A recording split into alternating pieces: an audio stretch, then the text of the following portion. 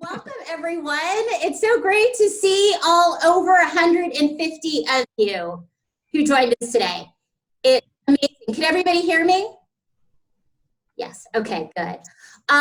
So I'm Erica Wall, and I am the director of the Berkshire Cultural Resource Center here at the Massachusetts College of Liberal Arts. And we are so excited to be able to share with you our inaugural artist in residence, Genevieve Gaignard.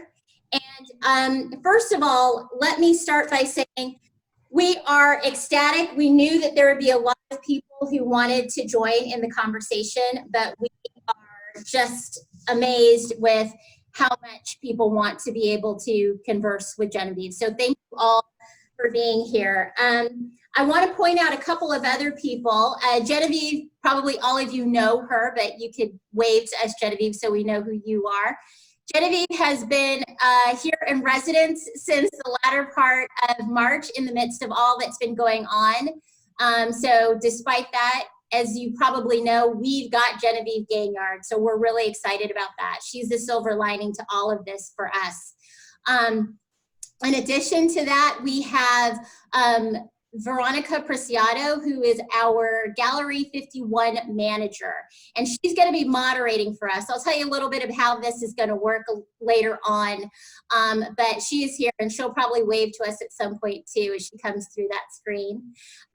In addition to that, you know, all of what's been going on here and around the world is unprecedented. We're probably all tired of hearing that, but it's true. So we've been trying to navigate ways of bringing it together, and that does not happen very easily. And there are a lot of people that go into making that happen. And for me to have that opportunity to do that here at MCLA is a real pleasure, and it's a gift. I want to point out one person that's joining us today who technically was the first person to register for this event, and that's the president of MCLA, and that's President Jamie Burge, who's here with us. I'm not going to put him on the spot, but I think he just waved to us.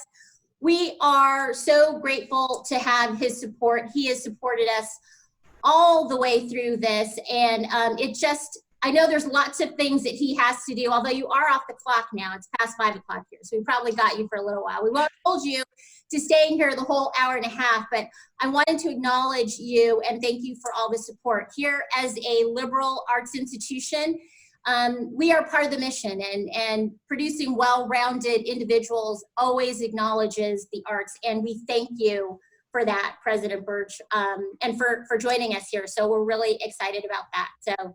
Well, thank you, Eric. I'm excited to be here too. Thank you, and give him a round. Thank you. So we've got a lot to get through. One of the reasons why we did this as a 3-part series is I'm sure as much as I enjoy talking to Genevieve, you would love that opportunity too, but she has a lot to share with us. So today we're talking about her origin story, how it all started. And so we're going to ask everyone to try and gear your questions and comments today about the start of her career, or maybe you want to share stories about things that resonate with you at the beginning of your art career, or some facet of your involvement in the art world. One of the amazing things about Genevieve Gaignard is the generosity that she has about sharing who she is in her candid and warm way. And what I'd like to get away from doing, that I think a lot of us have been doing online, is watching someone talk. Let's see if we can really engage in a discussion with her. So the ground rules for all of this are going to work in this way if we can. First of all, I want you all to know Genevieve and I really consider this a very intimate group of over 150 people. You should feel safe and comfortable in sharing your ideas and your comments. That's really important to us. Obviously, we will respect one another's comments, whether that's in chat or talking, vocally. We hope that everybody will do that. If you have a specific question for Genevieve, we ask that in the chat, you actually send that to Veronica so that she can unmute you and have you ask the question yourself and engage in that conversation with Genevieve. And so, because there are so many people here, we are going to do our best to get through as many questions as possible. Again, it might not be a question, it might just be a comment or something that you want to share, and that is perfectly okay too. So I'm just going to kick it off, and I'm going to hand it over. I'd go through all the accolades, but I think everybody knows how awesome and amazing Genevieve is, or you wouldn't be here. So I'm going to hand it off to Genevieve. Genevieve Gaignard, how are you today? I'm doing well. I'm live in my car here. I'm stuck in a town, not stuck, but where I am living at the moment is in Wendell, Massachusetts, and they do not have the best Wi-Fi situations. So I kind of find myself driving around and using my phone as a hotspot. So this is one spot that I've photographed at before, and I happen to get 3 bars of cell service that I can use to join you guys. So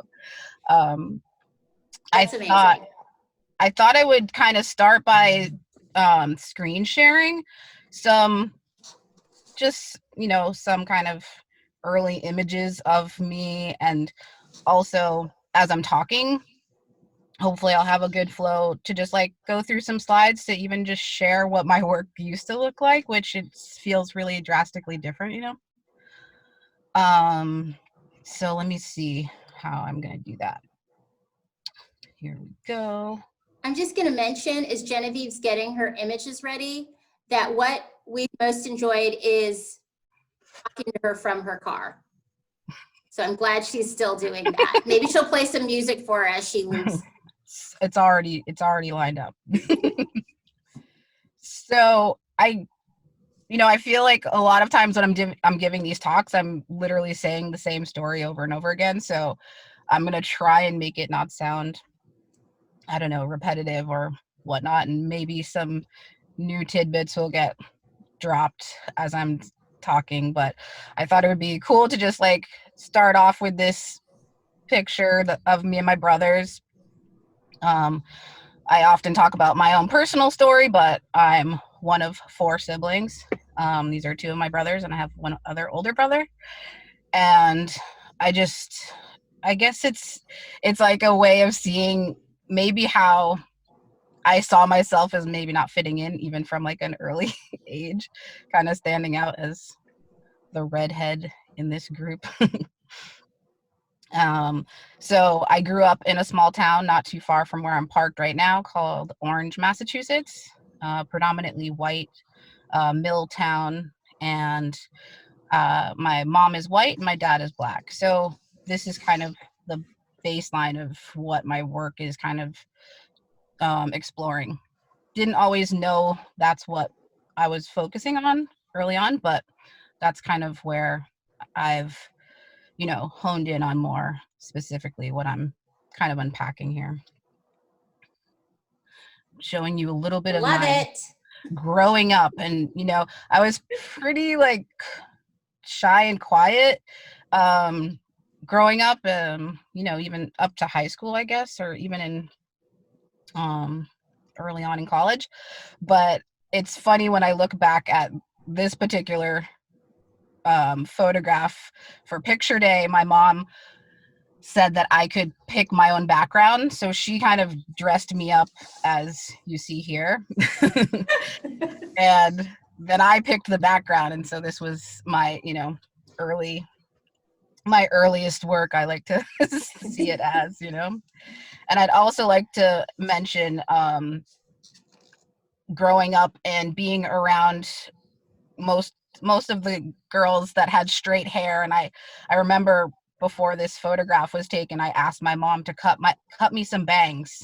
Little did I know they would just kind of ball up at the top crown of my head. So you're kind of seeing that as well. I didn't always like necessarily know I was an artist, or I wouldn't have called myself that. But I was always interested in drawing and, just kind of expressing myself through either collaging images on my bedroom walls or but I was kind of told, never really encouraged or told that I could go to school for art or be an artist. So there was a bit of a, me wandering. So when I got through high school, I decided to, somehow I convinced my parents that I could go to cooking school at Johnson & Wales University in Rhode Island, in Providence, Rhode Island. And so I spent 2 years at the cooking school. And while I was there, I kind of just experienced, being out of the house, out of the supervision of my parents, out of their rules. And so I feel like, it was an important part of my experience. There was a chef that kind of took me under his wing, my professor, my cakes professor, that had pulled me aside one day and was like, so is this really what you want to be doing? And I was like, I don't know, not really, but I like the art side of it. Like, I really enjoyed decorating the cakes, but I wasn't really passionate about it. So he encouraged me, like, he actually came up with the idea to give me art assignments. So one that I remember, and this was, outside of schoolwork, but he would say, take your favorite song and make a work about that. And so I would go to my dorm room and, gather what I had there and put something together. I'd bring it into school the next day. He would critique it. He'd bring it home to his family. They would kind of, discuss it. And so that was like my first experience at a crit. And something about that really was eye-opening. There was encouragement from him, if this wasn't really what I wanted to do, that I should maybe figure out, instead of putting more time and money into pursuing the pastry arts, what would it look like to adjust my perspective and, see what it would be like to pursue an art degree. So after a 2-year associate's program there, I moved back home to Orange, and I enrolled in school at Greenfield Community College. And so what I'm showing you, I guess, in this is just like an example of things that I tried when I was there. Obviously, I did a lot of other things. I just don't have access to all of the things I did when I was there. But, I kind of show you this image on the left of a photo booth. So I would, if I didn't have a camera, then I would go to a photo booth and use that and scan the photo booth strip and take them out of their original context. And I was always interested in portraits and people's faces, so I turned all my friends into stencils. So you're seeing a stencil of myself on the right.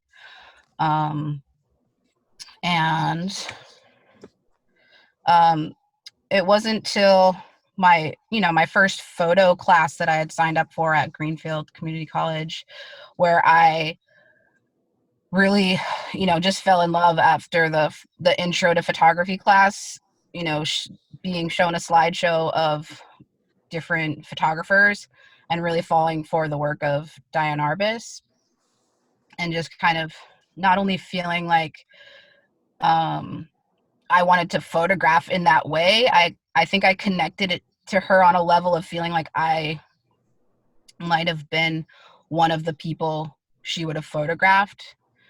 And I say that because there was this one iconic image of hers of a couple on a bench, an interracial couple.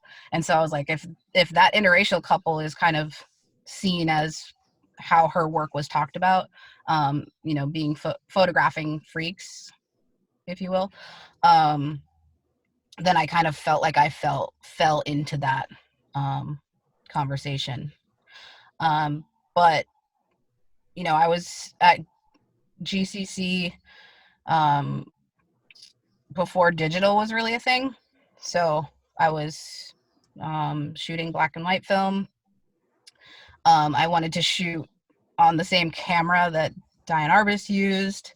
So I was shooting a twin lens, Mamiya, and I mean, I think that was the camera she used. I don't want to be like misquoting what she actually used, but a twin lens camera, medium format film.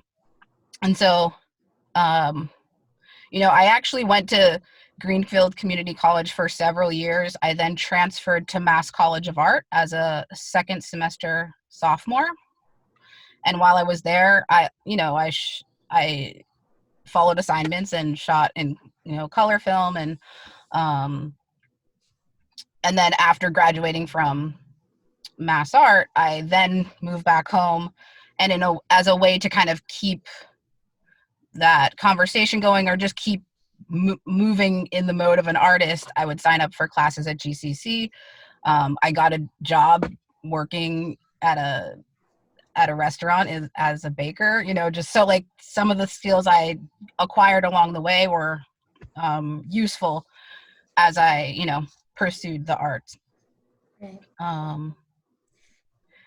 Genevieve, I wonder, as you're talking, you know, we've talked a lot about the conversations that we want to have with people that are pursuing careers in art, or we're trying to create a little bit more transparency for those that don't know a lot about navigating this. And I wonder, you know, we've talked a lot about people who have inspired you, obviously Diane Arbus, but then you've had fortunate events where people who have turned out to be amazing mentors just kind of have shown up, like been in the right place at the right time, or this was the path you were supposed to take. But when you think about those that, I'll just say, you know, in terms of artists like Diane Arbus, how has that changed for you in terms of people who inspire you based on the work that you do that deals with race and identity and marginalization and things like that? You know, we've often talked about starting out, you're looking for people who are doing things like you or that you relate to. And as you started out, how has that gotten better? Or have you seen yourself kind of creating that for yourself, or finding people who inspire you and do more things like you that you had on your own, that probably the exemplars that you looked for weren't there? You had to look for them. You had to find them on your own. Does that make sense? Like, how has that been for you in terms of helping you? Yeah, I think also you will see that as the work change, like to look at an image like this references more the kind of traditional white male photographers that I was shown during that time. And, you know, they're all amazing at what they did and they've left a legacy, but there weren't really moments where I was shown other artists of color, especially in photography. And not that I couldn't have sought that out, but I wasn't in that mindset, you know. I kind of took what was given to me. And so the work that I was making during this time, like I talked about it as being me searching for where I belong in the world. So I would photograph the people in the town I was living in. So I had moved to Wendell, where I'm staying now, started working in the country store there. And, you know, again, taking a class every once in a while at GCC. So I had the facilities to, you know, print the work and develop the film and all of that. And also in that time, relearning, you know, a new technology. So digital photography was now a thing. And so I had to kind of catch up with everything. So I've kind of placed myself in these different homes, these different scenarios. Is this where I belong? Is this where I belong? Based on the people I was surrounded with, you know? And of course that was pretty white. But I don't think I didn't have that language or that understanding. Right. I just had that feeling of not fully belonging. Right. So I'm kind of exploring that, using my everyday experiences. Like, this is shot in the house of an elderly woman I was taking care of. And it's interesting to look back at this and think about the work I make now. It's I almost feel like I'm sitting in one of my installations in the future or whatever,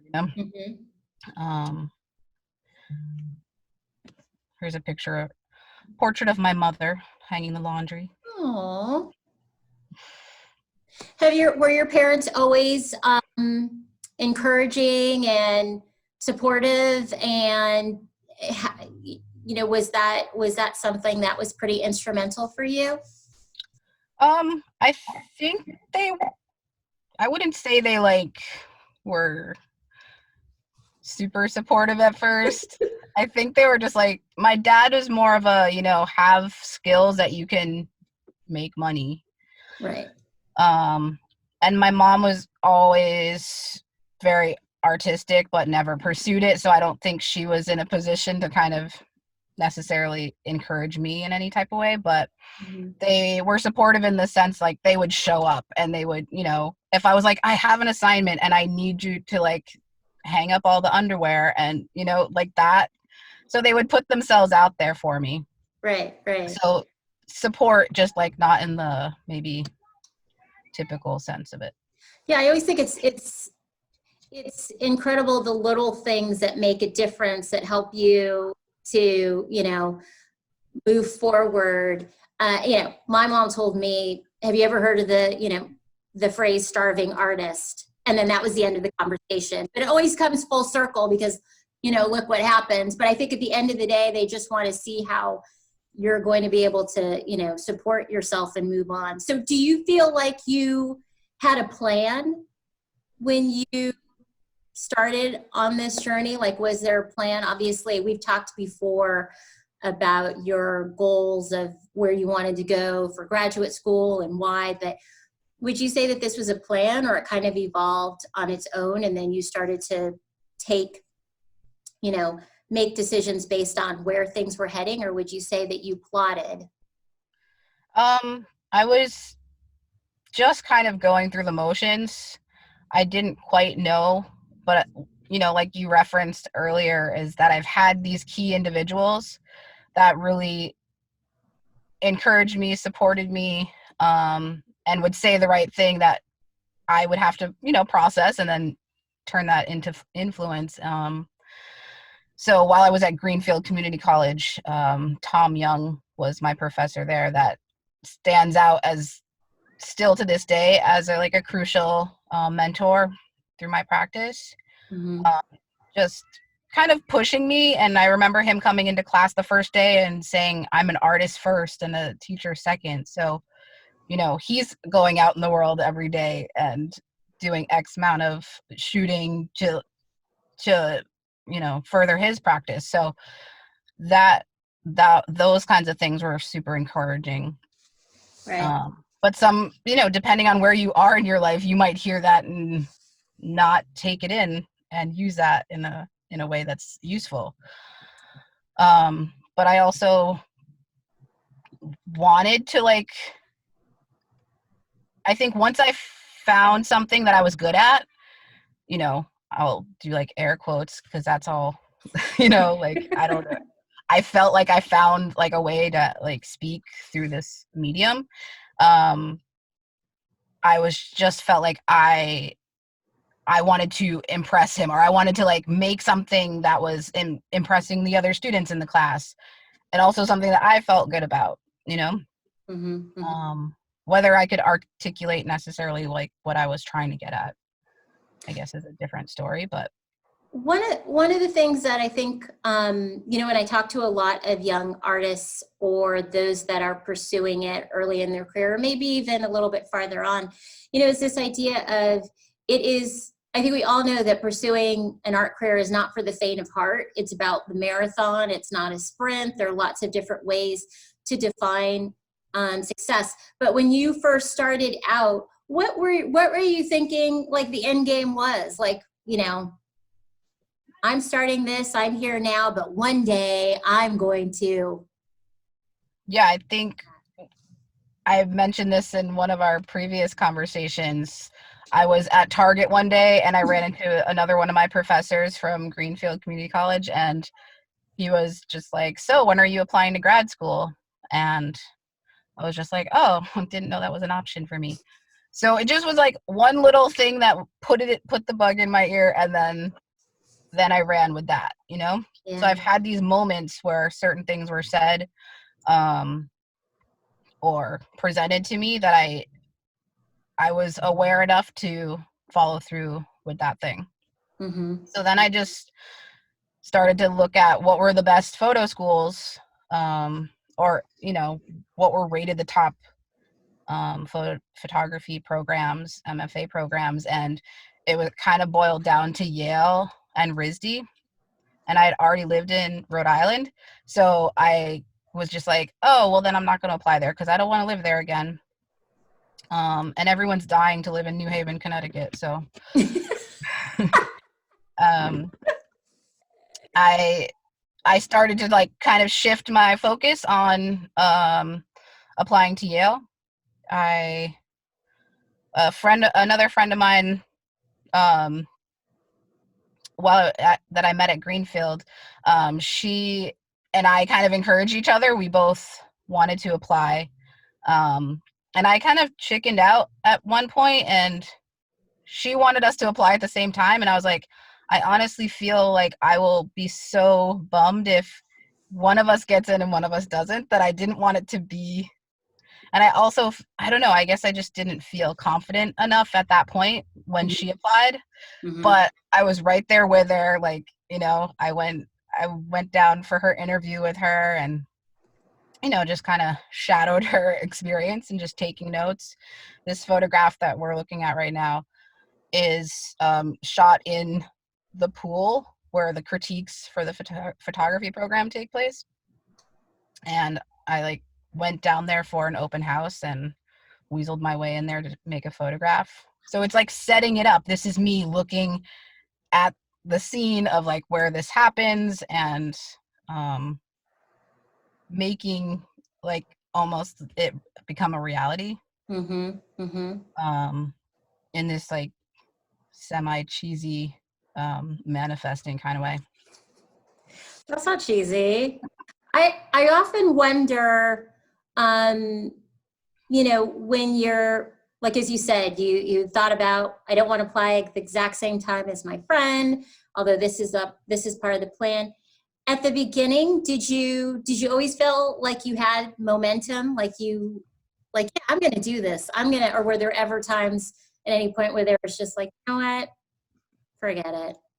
I'm not going to do this for whatever reason, or was it easy to maintain that sort of drive to keep doing it? Well, it definitely helped when my friend got in. Mm-hmm. It was like, oh, this is actually a reality. Like a random chick from, you know, small town, wherever, Mm-hmm. can do this. Mm-hmm. So that really motivated me. And I was, you know, and I was somehow connected loosely. Like I got to hear her perspective. I got to see her meltdowns. You know, I got to help her when she came home for shoots and be in some of her photographs. I got to sit in on some of the crits. And like that was all exciting and terrifying at the same time. Mm-hmm. Mm-hmm. But it made it so that I was like, I'm definitely applying like Right. the following year. So when you do get an interview at Yale, you're actually being interviewed by the class that will be the second years when you're a first year. So it's pretty intimidating.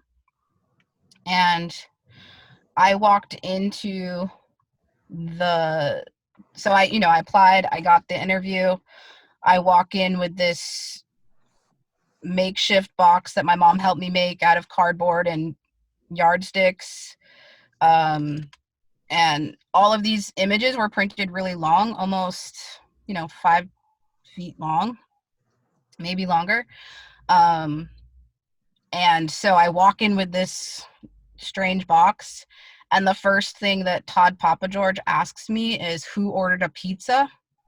So like I was instantly just like, I'm failing. Mortified. Yeah. Because like everyone else is walking in with their like, their swanky little like portfolio boxes. And I'm just like, I'm going to do this. But yeah, I think I remember him asking like, what was the last book I read? And I definitely was not going to give him an answer that he would like. And I think I told him that I had read like You Can Heal Your Life by Louise Hayes, like some self-help book. And I was just like, that didn't go over so well either.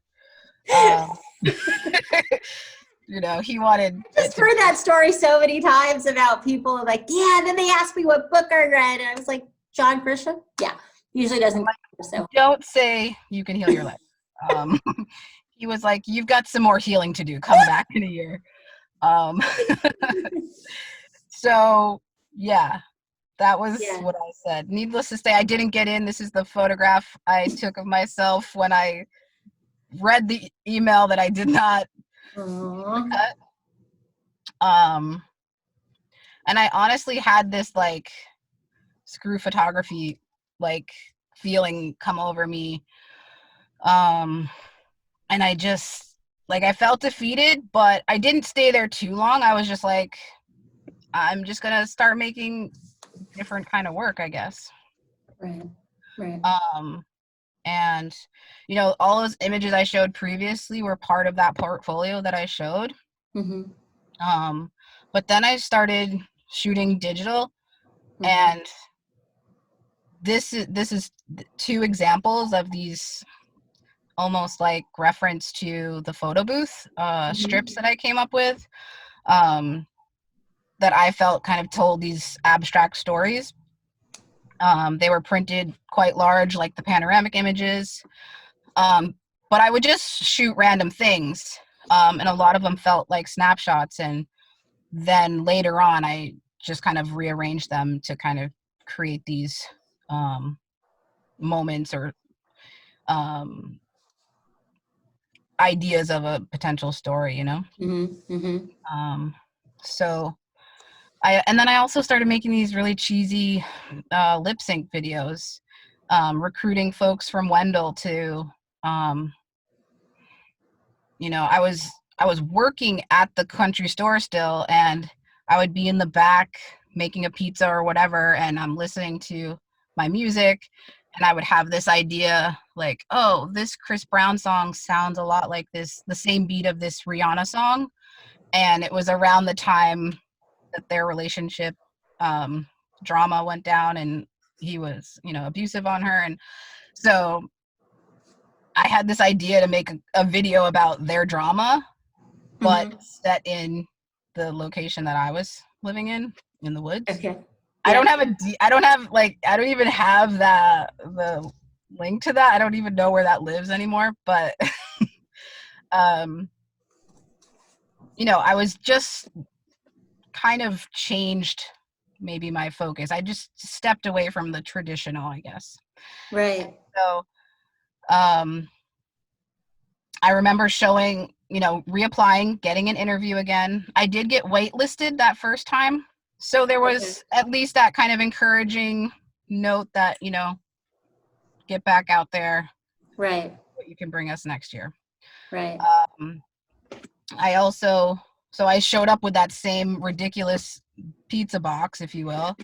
And the thing is, I built a little bit of a strategy. Like I wanted to have like a thing that I did that maybe stood out. Todd Papa George was no longer the person interviewing. He was like on his path of retirement. So Gregory Crutzen was the person that I had to sit in front of along with the other students. And I had this idea that I was going to reference that stencil face thing I was doing. And I made a stencil of Gregory Crutzen. Okay. And I printed them into stickers.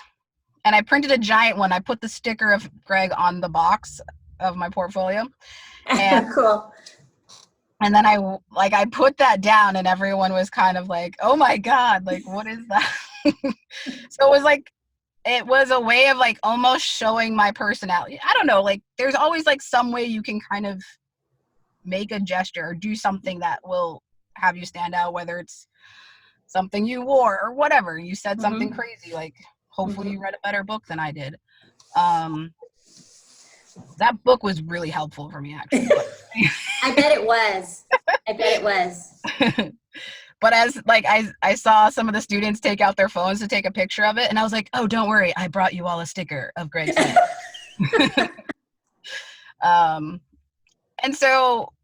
And I also, you know, a lot of those meetings are like very timed, and I'm like, okay, I want you guys to look at the portfolio, but can you please make sure there's a little bit of time to show you this video? So like I show them these kind of, you know, traditional black and white photographs. Then I show them these kind of strange film strip kind of images that we're looking at here. And then I showed them like the Chris Brown Rihanna mashup. Like, you know, it was just random. I don't know, but they somehow is what sold it. Yeah, honestly, they were like, actually, this kind of ties. It makes more sense. It makes everything make more sense somehow. And I remember John Pilson saying that to me, but yeah, so well, I got it. A couple of things that like, it seems like you did your homework. You knew exactly who you were going to be presenting to. You had an idea of how you were going to do it the second time around. You definitely seem like you own the process, like you took charge of it. I just point those out because I think that these are things that are, you know, are important when we think about just pursuing this and how it is a continual a process for you in addition to you creating. Yeah, it's like strategizing it. Yeah. And like it's like strategizing, but based off of not a whole lot. You know, but you know what's really amazing to me? Okay. I've had the fortune of talking to you quite a few times, but the way in which you talk about how you navigate this early, it's consistent with how you've talked about how you've navigated to this point too. You always make a point of standing out, creating some means of getting the attention, because you are just a lovely person, but you're not necessarily like, you know, you don't exude extrovert, but you're very calm and people talk to you because you make them feel comfortable, but you don't go out and get it. People come to you. That's the reason why we have 150 people here to talk to you. And I think that there's only 40 people here, but okay. Oh, okay, might be.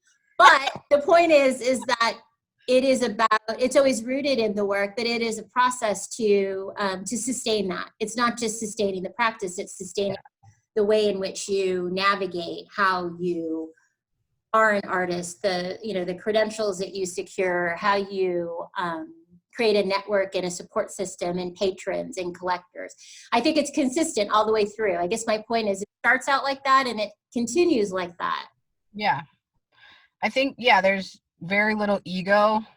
There's determination, but there's like just being on this kind of,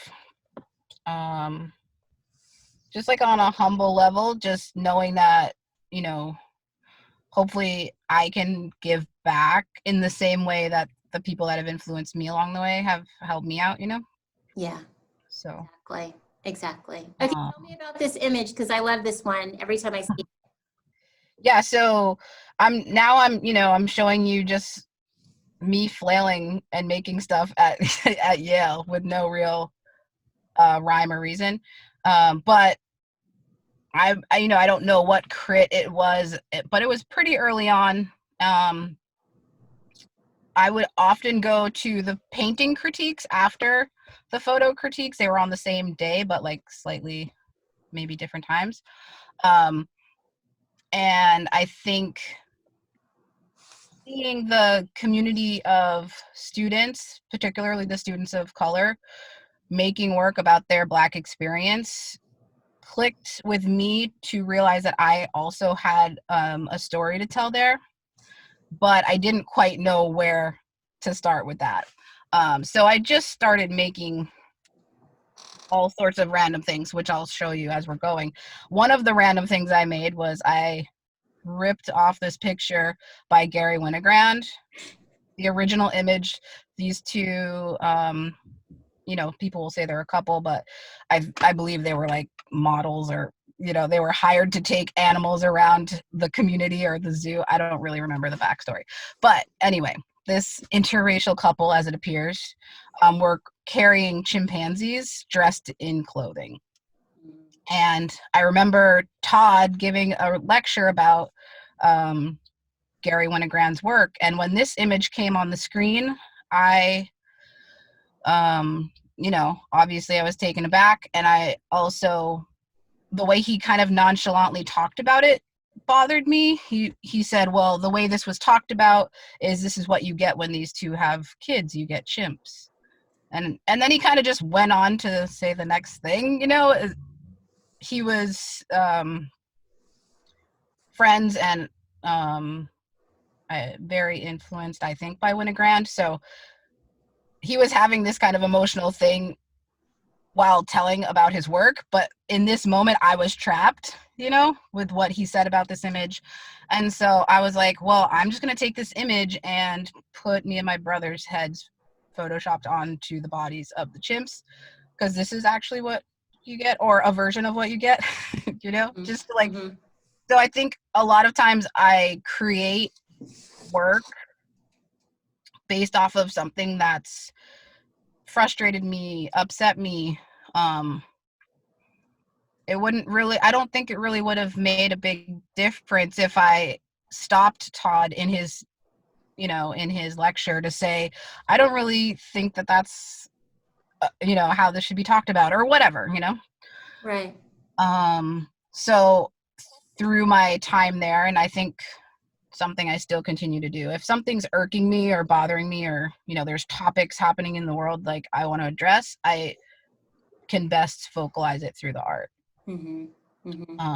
So, and I also, when you're kind of messing with the tradition of something, there was, I don't know, there was a little bit of like, ooh, like taking ownership of this thing and like making it your own.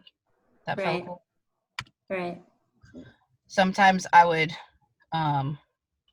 drive home to Massachusetts, and, you know, I would photograph my family. Still, I wasn't quite, you know, photographing myself yet. I might scan images when I was younger. And just, I would scan an image and blow it up and tack it up and be like, yeah, this is my work. So I didn't really do anything, but I almost just wanted to see how they all looked together. My mom never really had family like photos on the wall or anything when growing up. So it was almost a way of like cataloging that and seeing my life through those snapshots. But I wanted to reference American Gothic. And so I had my parents dress up. I went to Home Depot and got some gold chains. My dad pretty much dressed as like this all the time, so he's not really acting except for the chains part. And he was kind of disturbed that I had him do this. But again, this is just another example of their support, you know? And just, if you can see on the very bottom of the frame that my mom's pajama pants are on, like underneath that dress. So it's like, I love how it's trying to be something more than it really is. It's just falling apart. Well, I think that some of what you've said has sparked a question. Okay. So Veronica is going to help us out. Veronica, we've got a question? Yes, we do, and it is from President Burge. So I will pass it over to him so that he can ask you, Genevieve. Great. Hi, Genevieve. Thanks, first of all, for being with us. This is great. It's fascinating to look at your photographs and to hear your story behind them. But I'm interested in your parents' photos up here. I'm interested in what your parents think about your photography and your art. I think that they're figuring it out as I figure it out, in a way. I'm almost teaching them how to see me. It's almost like, you know, they're supportive. They'll put themselves out there for me.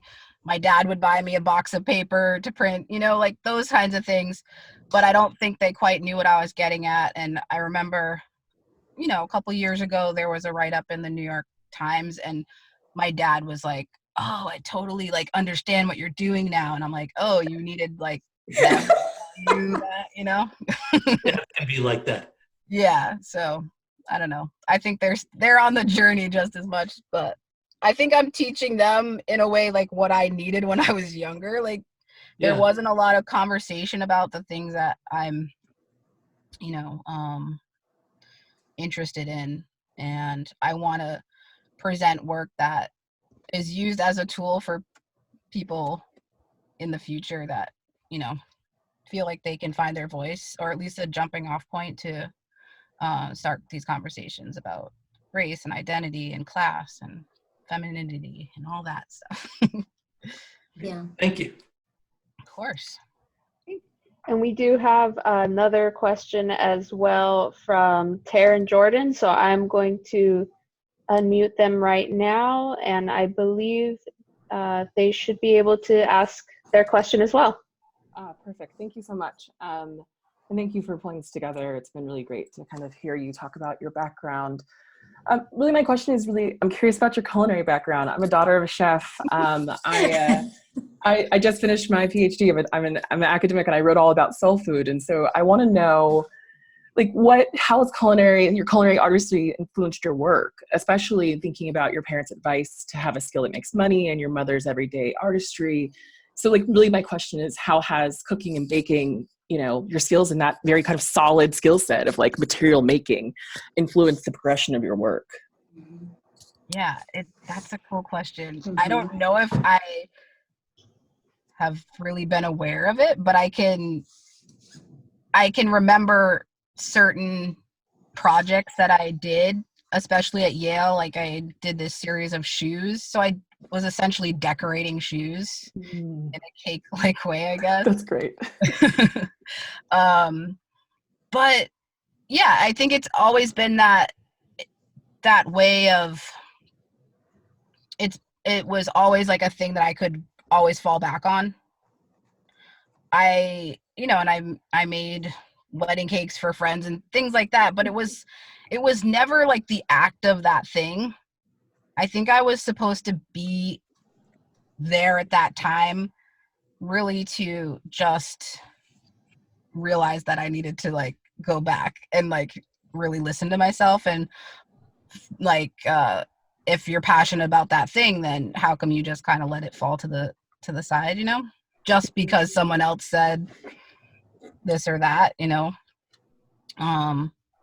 but it definitely, it makes my dad happy that I was able to, when I was at Mass Art, I remember working at this like swanky restaurant, Davio's, and I would plate all the desserts, and like he's just like, yeah, my daughter worked at Davio's, and I'm like, no one cares. Like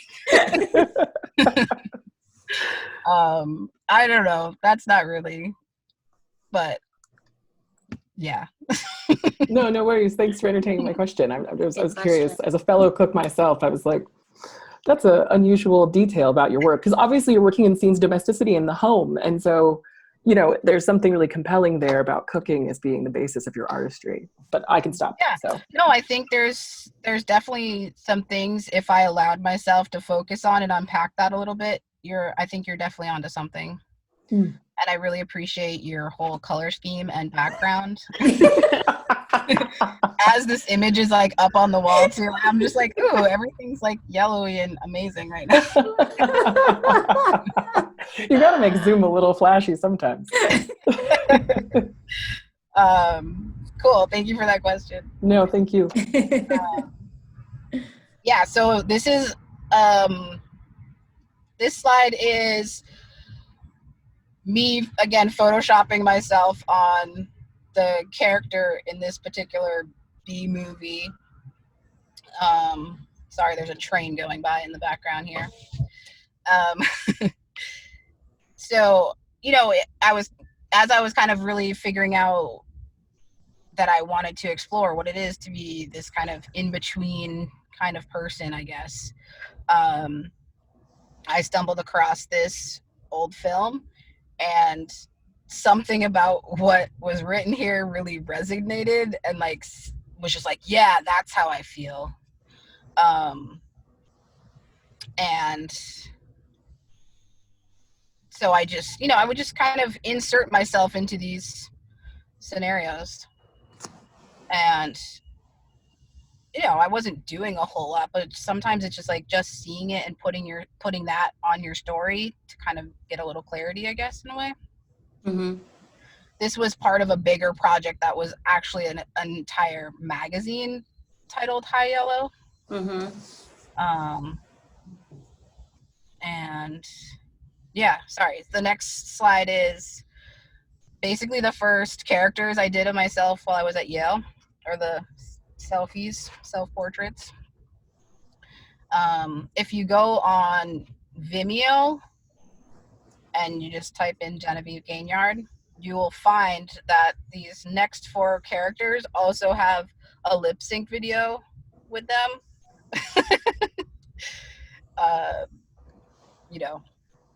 Watch that at your own.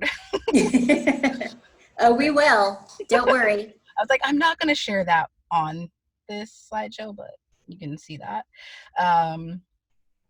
Yeah, so the way I presented these at the critique was they were printed on double-sided poster paper, and then I would fold them in 4s and lay them in front of the panelists to kind of reference the teen magazine where you kind of pull out that poster of the celebrity or whoever.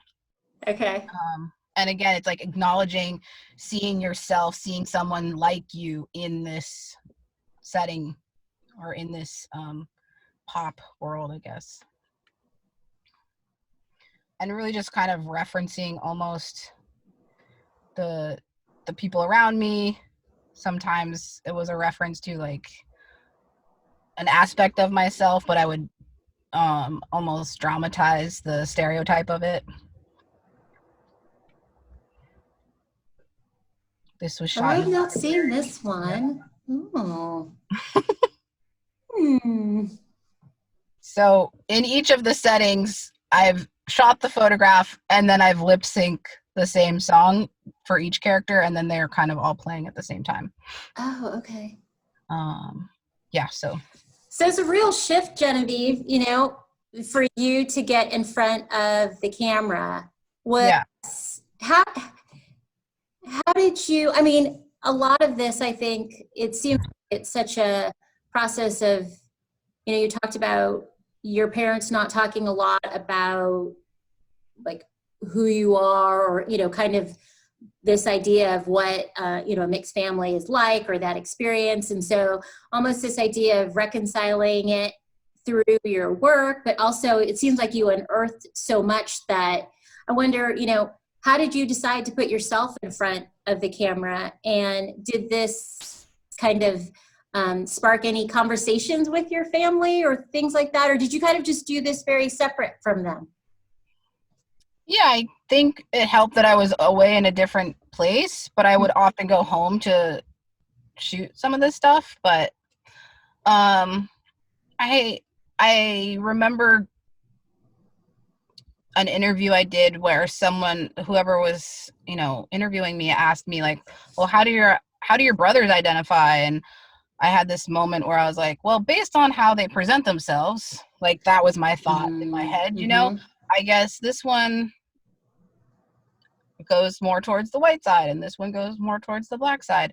And then I talked to my brother that I said went more towards the white side, and he was like, how dare you talk for me like that, and I was just like, you're totally right. Like, and I think we're all on our own journey, and we process and reflect who we are in all different ways. So it's really like it being me in front of the camera is really about me unpacking my shit, And so, and you notice I haven't referenced Cindy Sherman. Like, she's not necessarily one of the people that I necessarily, obviously Right.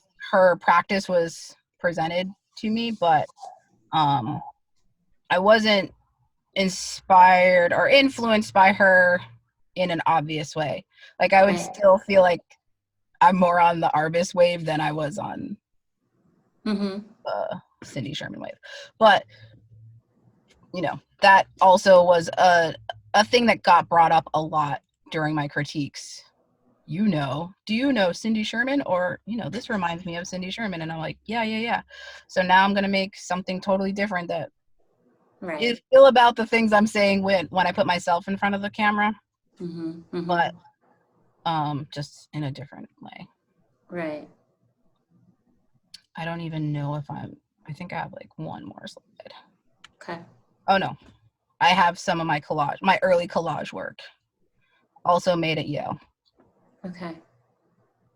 This piece is very Louise Hay's You Can Change Your Life. Sorry. And that's important. That all goes back to the self-help book at the very beginning. See, they didn't see the connection. Yeah, so I'm just gonna show you a couple things that I put up on the walls during my crits, and you can just imagine the tears that were falling from my eyes as they ripped them apart. And this I still have in my studio in LA, which is funny. Don't ask me to unpack this. I didn't even really, it's funny, like I was such the not really, I was showing work, but I was barely talking about it when I was in the critiques. I think that this has definitely sparked some other questions. So Veronica, what do we got? We have a question, and I am so sorry if I mispronounce your name. I'm trying. Saseso or Sasi. I'm about to unmute you, so you can please correct me and then go ahead and ask your question. Fine, it's Ciso, but most people call me Saz because I understand it's difficult to pronounce. So I have a question, and before I ask this question, I'm just going to let you know the reason why I'm asking this question is because I mentor students. I used to mentor fine art students. Who are in their first year, second year of university. I found that this was a recurring issue. So my question is about kind of representation, what was representation like in terms of kind of students from other ethnicities, and how did fellow students respond to your work as well, alongside obviously your professors and the teachers, and were there any times when you felt kind of alone or isolated within your space because of your ethnicity or your kind of experience and background? Yes. Great question. I definitely had a range of comments from my fellow students. And this is, the first year I'm there, and I'm kind of not really even having the words to talk about race specifically. I'm just showing you my family, showing you me. This is just evidence, I guess. And so there were some students that would say, who do you think you are? Why are you trying to make this about being Black and things like that?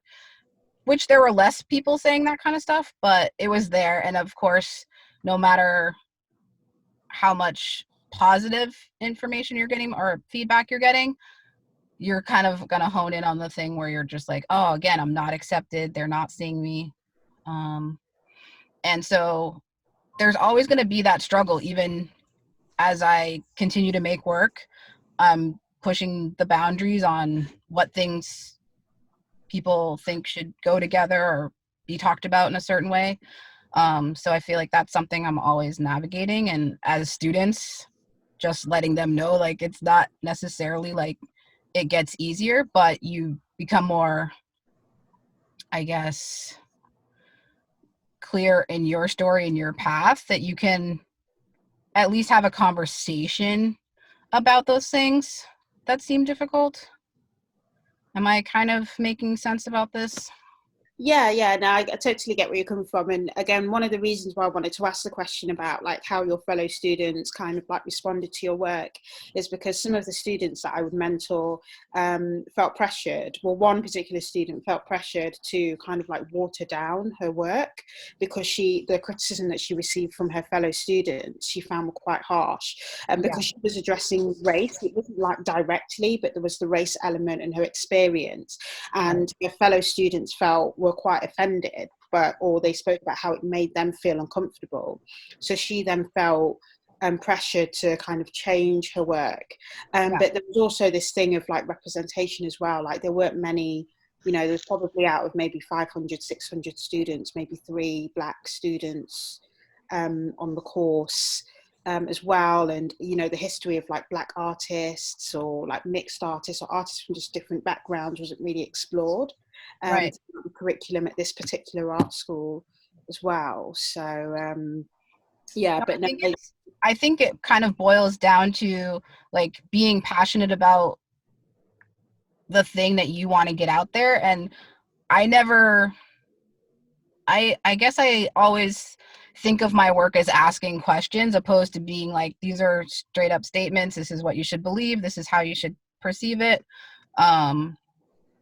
And I think a lot of students go through that, like, regardless of what the topic of the work is, that if it has a bad read, then it's like assumed like, oh, I gotta change my focus. I need to try something different. And maybe because I was a little bit older in being at grad school, I let myself be less affected by that. Maybe it's just like experience or whatever, you build a tougher skin over time.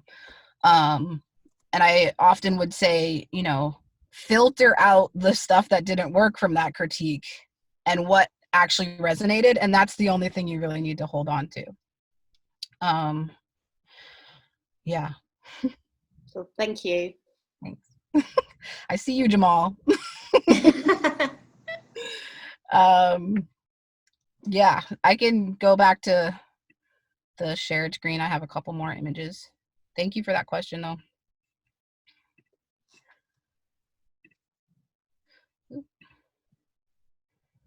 I think, as we go through all of these images, I mean, and we see this kind of evolution of your work, has it changed the way that you even talk about yourself as an artist or what you do, kind of this process since you began and now that you're here? The way that I mean, not just the skill of articulating your work or that, but, just you as an artist and what you're doing, has that changed a lot in the process that you've gone through and how your work has kind of helped you to work through things personally too? Yeah. No, the work that I do, I also, before I answer that, I wanted to just go back to that question, and something that popped into my head and something that I would share with the students is like, all this work is about race. Not my work, everyone's work is about race. If a Black person is in the work, it's often assumed that that's about race. But I'm not explaining this exactly right, but I just wanted to like reiterate that, people will put that kind of statement on you because they don't know how to address these things, and they don't want to address these things, so they put it in your court to kind of get it out of their face. But I'm not really interested in making it easy because I feel like, and maybe this other student that had that same experience of just stopping what they were creating because they were swayed by someone's opinion or it made someone uncomfortable. I think over time, as you develop your language as an artist, you can, manage people's insecurities and how to talk about those things. So that was to the last question. Yeah, I And think we that can makes go more back, sense. we can talk about that more if people want to get into that later. But sorry, so to focus more like just getting more of a clarity on like where my work has gone, or where, like, I feel like I'm constantly figuring it out, but I've honed in on like the materials that are very much part of my language.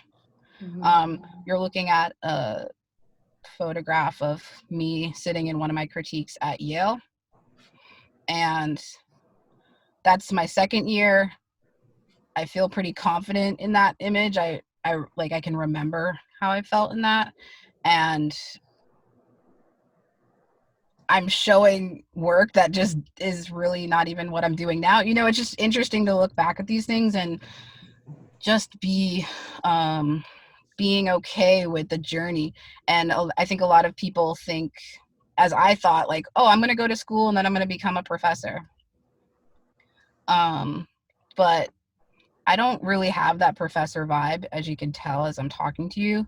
So I think where I feel most comfortable, even though I don't have all the answers, is in the creating of my work. And the best way I can give back is through these conversations, I guess, in the sense of like teaching. But I do remember one of my professors being like, after you graduate, crawl under a rock for 2 years and then maybe try and make something of yourself. I was just like, I don't have time for all that. Yeah. This is Aww. the last slide. This was the diversity of Yale's MFA program at the time. The first years and the second years. The one person that's missing, I believe, is Lauren Halsey. But if you recognize any of these faces, I was there at a time that was pretty special. And I think there's still a lot of great folks coming out of there. But I feel when I look back at the first year that I applied and didn't get in, it's just one of those, like, it happens for a reason. I wasn't supposed to be there with those folks. I was supposed to be here with these folks, you know?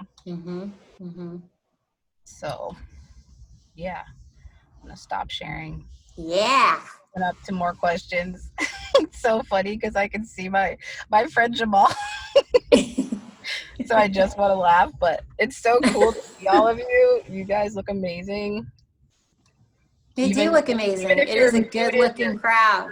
Your names look amazing against that black background. Yeah, I see some faces too. Aw. Dominique, hey. Yep. Sorry. Okay. I don't know. I kind of just abruptly ended that. I didn't mean to, but like, I want to like engage with you guys, and maybe I said something crazy that you can call me out on, or you have a question. We have a couple. One is from Whitney. So I am going to go ahead and unmute so that Whitney can ask her question. I think it should work now. Awesome. Thanks, Veronica, and thanks, Genevieve, for sharing this. I'm from Memphis, and so I got introduced to your work from just contacts I have in New Orleans and stuff. So one of the things I wanted to ask was basically like how you just shared your upbringing and your identity. I've seen you talk a lot more about work being collected by Black collectors specifically. Can you speak a little bit to that, since you have such an interesting upbringing and kind of what you just spoke about?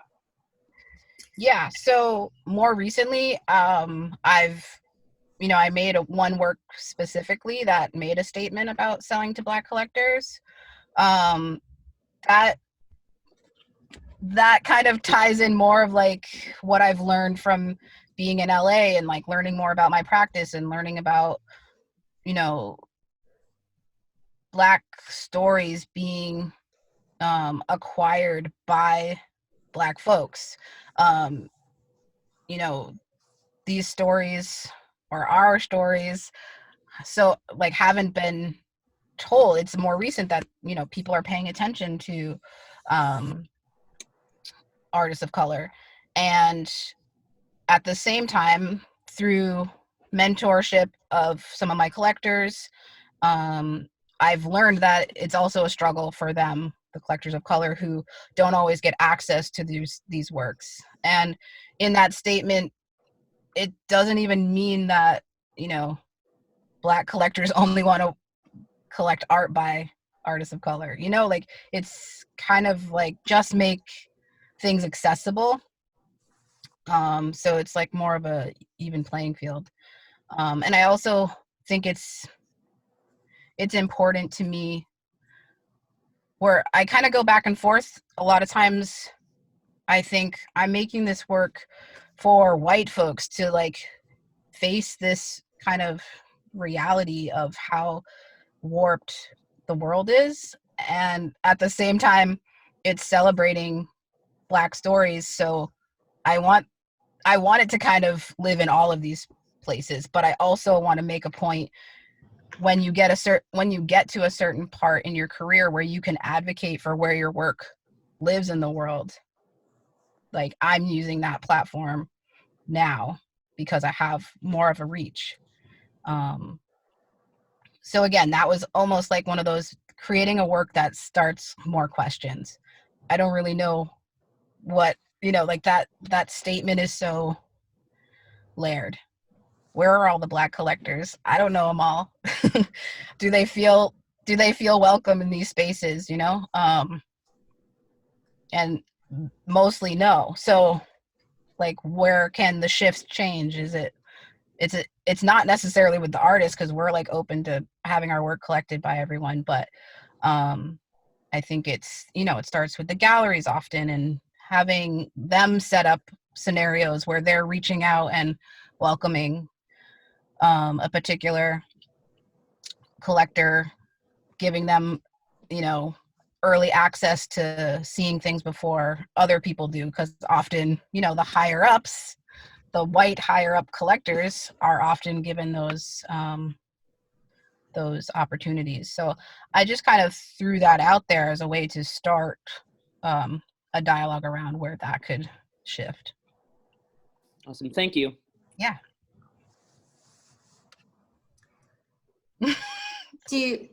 Do we have any more questions, Veronica? There's another one, but I don't see if I'm not sure if they are actually on the call or not. So if they are, please message me. But the question reads from Rachel as, what was your biggest obstacle before getting to where you are today in starting your career? And what advice do you have for young photographers? Sorry, I don't know why that's funny to me. I'm like, I don't know. Advice? I'm like sitting in my car, like sweating here on the side of some railroad tracks, and I'm the one giving advice. Great. There goes the neighborhood. I think I kind of already forgot the first part of that, so I'm going to focus on the advice that I don't have. But and it's even specific to photographers. I would just be like, I don't know. Like, I don't even consider myself like a traditional photographer. I use it like as another, like, the camera for me is like a paintbrush. Do you know? Like, when I'm done with the camera and I made my image, then I pick up the wallpaper and the glue. I'm not as much married to that medium as I once was. Like, when I first started out, like, I was just like, I'm in love with photography, and I just, like, I ingested so many darkroom chemicals. I'm afraid that my first child is going to be some sort of shade of green. But I'm joking, I'm not going to have kids. That was illuminating. I really thought this would be like easier, but I'm like watching you all and I'm like, is this mic on? Let it out, girl. It's on. Oh my gosh. Oh my God, this is so Yeah, cool. we're getting a lot of really good questions, Are you? Genevieve. Okay, sorry. Yeah.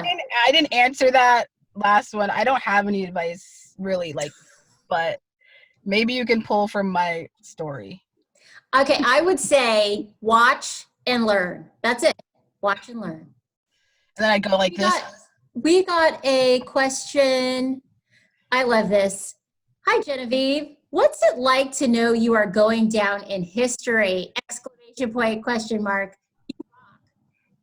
And that was, I'm going to mess up your name, but it's beautiful. Yeshua Klaus? That's just a feel good. Oh, Yeshua, he's just trying to hype me up. Well, let's get hyped, girl. What does it feel like? What does it feel like, Genevieve? That's why all 100. Like I'm sitting in my car down by the river. That equates to success. It's all relative. Yeah, I don't really like. I'm so. I guess like when I'm out in the world and like presenting my work, I can turn on like. It's almost like it's like me putting on another character. Not that I'm not genuine in that, but I put on that performance of artist. Like I'm going to work, I'm showing you the product, I'm explaining it to you. Like there's a performative aspect to that part. But I'm pretty, I'm just like kind of a dork that stays at home, and like I don't think of it like, I think that's very sweet, but I don't look at it like that, and I'm always kind of reaching to push myself to the next level, whatever that looks like. So I appreciate that. I appreciate the love. But yeah. Do you feel like you have a responsibility as an artist? Anybody. Jenny, I feel really responsible for all of you right now. Yeah, no, sorry, I'm being goofy now, but I do feel a sense of responsibility in the work that I create. I do take extra time to, unpack the work with certain people, because I do deal with a lot of different scenarios. Some folks, and I'm referencing usually white folks that are collectors, who, although I appreciate them helping me put food on my table and a roof over my head, I also want to like make sure that the message is kind of like resonating at the same time too, or like something is shifting their thought process. Mm-hmm. So I do feel a responsibility to, I would say maybe like take them on that journey or walk them through the thing if they don't quite understand it. And even if it's very blunt or awkward, the moment that I'm, reiterating what the work is really about, and reminding them that maybe their reaction is more about them as a person and less about my actual work. Mm-hmm. I feel like I'm always making a point to step up and, and putting myself on these platforms to like even address these, Yeah, it takes a lot. We get it. You sitting in your car, finding internet access, getting reception. Okay, we are heading into our last 10 minutes. I've got 3 questions here that I want to make sure we answer. Oh, okay. So I had one from Sarah. I have one from Jeff. There she goes. Sarah's waving. Jeff and Dominique. Hey, Dominique. And let's finish up with those 3. And I also want to say that if you didn't get a chance to talk with Genevieve, or you have more questions, remember this is going on for 2 more sessions. Next Wednesday, we will do the same thing, and we'll talk about Genevieve's practice. The following Wednesday, we'll talk about her actually getting to LA and navigating the art scene. So in that order, based on that, let us go to Sarah. Do you still want to ask your question? It's not on the chat anymore. Do you want to ask your question, Sarah? Khalifa? Hi, There she is. Hi, Sarah. how are you? So I do follow you on Instagram, and I actually own Kings and Queens. I bought it for my husband. We give each other photographs every year. Oh, And that's awesome. thank you for birthdays and anniversaries. And we've got a birthday coming up, mine, and our 30th wedding anniversary. So what are you working on now? And what gallery are you showing with? Are you still with Shalom? I think it was Shalomit Nazarian and Shulamit. Yeah, no, I'm not with Shulamit anymore. No? I work with Suzanne Villemeter, Los Angeles. Okay. And what are you working on? What's your latest body of work? This is like happening in front of us. This is how it works, guys. You see the deals happening like live. Photography wise, I don't know if you saw that I did a spread in Vogue, Italian Vogue. Mm-hmm. So those images will be released. I don't have an exact date, but that's kind of like the next thing that'll be available photo wise. I'm really on this kick with the collage works. I feel like they kind of say they're more complicated, they're harder for me to make, and I like pushing myself to, create new objects that will just spiral people's questions and the way they see the world. Thank you. Thank you. Thanks, Sarah. Okay, let's go to Dominique. Are we unmuted? Yay. Hey, where am I? I can't see anything. Okay. Yeah, so I was just thinking because, I myself am like a storyteller, a writer, and every conversation, every interaction, everything I do in life somehow becomes source material for stories or like journaling or whatever, which kind of makes me insane too. It's like just too much. So with you being, an artist, a photographer, do you look at, when you're kind of navigating life, are you always kind of looking through the lens of like a potential composition? Like, or do you have moments where you are totally just like, I'm here for the party, I'm doing this, I'm not thinking of like some inspiration or whatever? Or is it even possible? Yeah, I think I'm pretty often filtering things as potential inspiration for future projects, or that feels like something I've done before, like don't keep going there, or something like that. I'm always here for the party, but at the same time, like yeah, there isn't, I don't want to, like, I don't write or journal, which I'm not advocating for that. I'm really jealous of those types that I just gotta get this off my mind and like write it down. I'm sure my studio manager would really appreciate it if I wrote more things down. But yeah, I think there's just a constant flow of like, because even as I'm looking at you all, I'm like acknowledging all of the backgrounds and like the palette color. I'm just like, this is amazing. I just want to like, can I go to your house? Can I go to your house? I don't want to go to your house, Jamal. I'm joking. Okay, we've got Jeff Stern. And we've got one more, Katie. We can do this. Jeff Stern, what's your question, Jeff? So your Instagram bio says LA artist, and you've talked a little bit about identity in terms of race today. I'm just curious about what you actually also, as I was typing this, identified as a dork. So I'm just curious what adjectives or words you use to identify and like why that's important. But as I'm asking that, I also realize that's a really difficult question that I probably couldn't answer. So nice, Jeff. Also, if that is too difficult, like when did you just start identifying yourself as an artist, and what did that mean to you when you started identifying that way? So either one. I think, this sounds weird maybe, but I was like, I don't know if I was ever like, oh, I identify as an artist, I identify as a Black woman, a woman of color. I think that's more when it was like, oh, and you're an artist, so you just move in this way. But that's where like it was like clarity where growing up, I didn't really have that language. I was not really told I was that. And it wasn't until I was at Yale. Ooh, let me fix this. I got some rainbow situation happening on my face. Thank you. Look at Jamal's on it. He's like getting everybody else situated. Looking for a job, Jamal? We might have an opening. Probably is.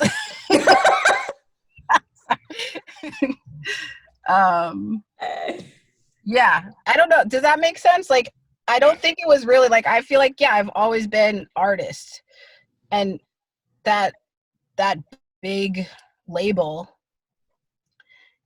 covers so much, you know? So I don't think it was really about identifying as an artist that I had to get to actually make art that resonated with me, that I could make art that hopefully resonated with others. It was more about identifying and acknowledging myself as a person of color and being okay in that and loving that. And, you know, like that's kind of the journey that I'm on. Okay, we have a question from Katie.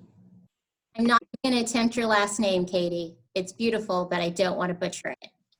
That's very fair. There we go. Hi, Katie. Hi. So it's kind of a two-part question, and you can answer it as quickly as you need to. The first piece is that I was able to see your work at the Ace Hotel in New Orleans, and I loved it. I'd only seen your work online prior, so being able to like actually create a space was just incredible. And the way your images work within the space that you created was, you know, brings a whole new level to it. So I was curious, like, what role does it play in your work to be able to show outside of a standard arts institution? Is it important to you to take your work other places and have other audiences able to see it? Mm-hmm. And kind of part B to that was, since we were just talking about collectors and, you know, artists need to make money, need to be able to see your work. Stop. I'm going to lose the first question. I want to answer that second question too, but this mind of mine, I just want to make sure I answer that first part. Go. I felt it starting to slip away and I was like, wait. Okay. So it was really important for me to show my work in New Orleans. That's where my family's from. My dad's from. He grew up there, born and raised there. So it was less about the opportunity to show in spaces outside of like a museum or gallery. It just happened to be that I was asked to show in that space. And that was, you know, an interesting thing to navigate, because that was a space that had to be open for people to still interact with. And the range of folks that went through there having no clue that that was an artwork that they were, you know, interacting with was a little troubling. You know, like just to see hotel guests chilling in there on their laptops, kicking their feet up, you know, throwing their stuff around. It was a little bit jarring. But at the same time, it kind of just was this acknowledgement of how much the work is just like real life, you know? Mm-hmm. Hopefully not necessarily like a hotel room, but yeah, I think I just really wanted to, and I think with all of my work, I want to take the person on a journey in the sense that it feels so familiar, but they're not really aware of what they're kind of around.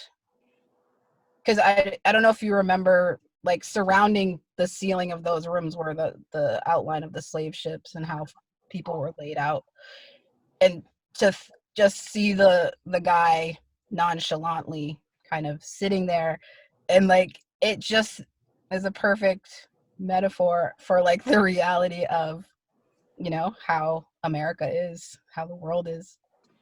I think. Oh, sorry. Am I? No, go ahead. Yeah, so those kinds of things at once were jarring, but at the same time were, you know, I allowed myself to just like be uncomfortable with it, but then at the same time really see the bigger picture, I guess. And then you had a question about the collectors? Yeah, it felt kind of related. Like, as you're doing more installation work, how do you navigate that as from the perspective of like, you need to be able to make, well, you need to be able to sell something, you know, you need to put that food on the table, but do you in some ways want to create work that almost isn't able to be commercialized by putting it in these spaces and by turning your work into more of like a site-specific installation? I guess I don't think about it in that way. I do, you know, often people will be like, oh, are you doing an installation for this thing? And I'm like, no, because maybe I can't store everything all the time. You know, like those types of things, those factors. Like I still want to make this thing that, you know, resonates with people, but at the same time, I have to like make it work for my everyday life. Like, how am I storing this? Acknowledging that it might not be purchased, are all factors. Yeah. There, can I also just shout out to Backflash Antiques? I'm just like kind of dying right now that she's in here. And also one of the places I get some of my objects for my installations. Can you give a wave for everyone? Okay, awesome. I usually don't tell people where I get my stuff, but Thank you. Thank you. of course. Okay, we are nearing that hour. Are there any more questions before we wrap it up?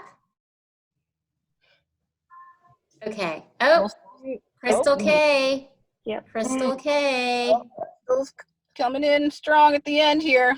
Come on in, Crystal K.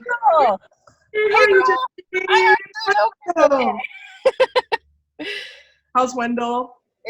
I'm holding it down, you know? Good. I'll come by and see you then. Oh, cool. I wanted to know how you felt about grad school. Like, did you feel like it was really important for your career to have gone through grad school and had that experience at Yale?